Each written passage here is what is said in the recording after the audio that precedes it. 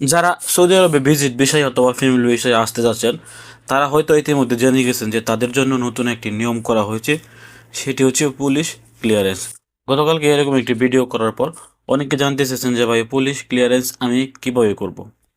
তো আপনাদেরকে বলি, যারা সৌদি আরবে ওয়ার্ক পারমিট বিষয় আছে তারা যেভাবে পুলিশ ক্লিয়ারেন্সের সার্টিফিকেট নেয়, আপনাদেরকেও ঠিক একইভাবে পুলিশ ক্লিয়ারেন্সের সার্টিফিকেট নিতে হবে। পুলিশ ক্লিয়ারেন্স সার্টিফিকেট করতে গেলে বা পুলিশ ক্লিয়ারেন্স করতে গেলে আপনি কিভাবে করবেন বা কোন উপায়ে আপনি করতে পারবেন।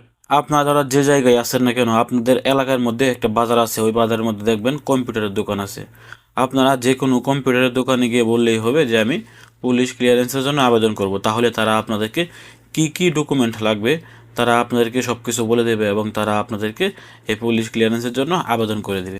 আপনারা চাইলে আপনাদের মোবাইল থেকে বা আপনাদের যদি কম্পিউটার থাকে, ল্যাপটপ থাকে, আপনি আপনার কম্পিউটার থেকে বা মোবাইল থেকেও কিন্তু আপনি চাইলে আবেদন করতে পারবেন একটি পুলিশ ক্লিয়ারেন্সের জন্য।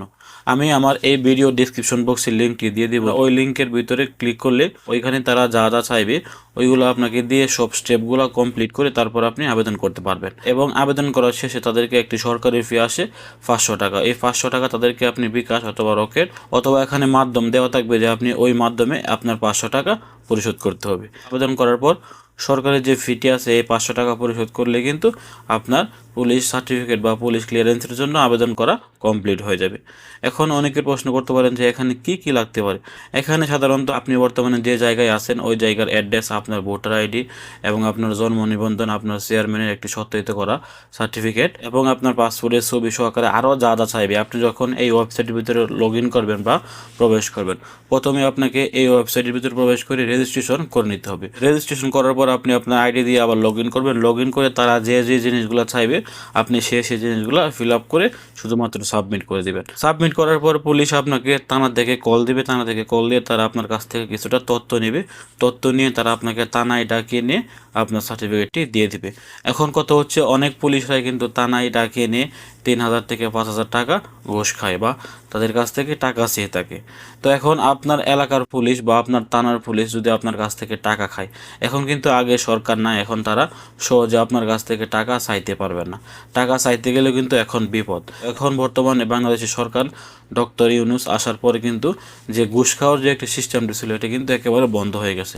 সেক্ষেত্রে এখন মনে হয় না যে আপনার থানার পুলিশ আপনাকে ফোন দিয়ে থানায় নিয়ে বলবে যে 2,000-3,000 টাকা দাও তাহলে তুমি তোমার পুলিশ ক্লিয়ারেন্সটি পেয়ে যাবে। আমার মনে হয় না যে এখন বর্তমান পরিস্থিতিতে কোনো পুলিশ এরকম অফার করবে বা এরকম ঘুষ চাইবে। আগে কিন্তু একটি পুলিশ ক্লিয়ারেন্স সার্টিফিকেট আনতে গেলে পুলিশকে কিন্তু দিতে হতো 3 থেকে 5,000 টাকা পর্যন্ত। সেক্ষেত্রে এখন বর্তমান প্রেক্ষাপট অনুযায়ী মনে হয় না যে পুলিশ আপনার কাছ থেকে ঘুষ চাইবে, কারণ এখন ঘুষ চাইতে গেলে কিন্তু বড় বিপদ। সবথেকে ভালো হয় আপনারা নিজে নিজে আবেদন না করে আপনার আশেপাশে বা আপনাদের বাজারে কোনো কম্পিউটারের দোকান থাকলে ওইখান থেকে আপনারা আবেদনটি করে নিয়ে আসেন। আশা করছি আপনারা ক্লিয়ার হয়ে গেছে যে পুলিশ ক্লিয়ারেন্স সার্টিফিকেটের জন্য আপনারা কিভাবে আবেদন করবেন। ভালো থাকুন, সুস্থ থাকুন। ভিডিওটি ভালো লাগলে অবশ্যই দূরপ্রবাস নিউজ ইউটিউব চ্যানেলটি সাবস্ক্রাইব করে আমাদের ফ্যামিলির নতুন একজন সদস্য হয়ে যাবেন। ভালো থাকুন, সুস্থ থাকুন। আসসালামু আলাইকুম।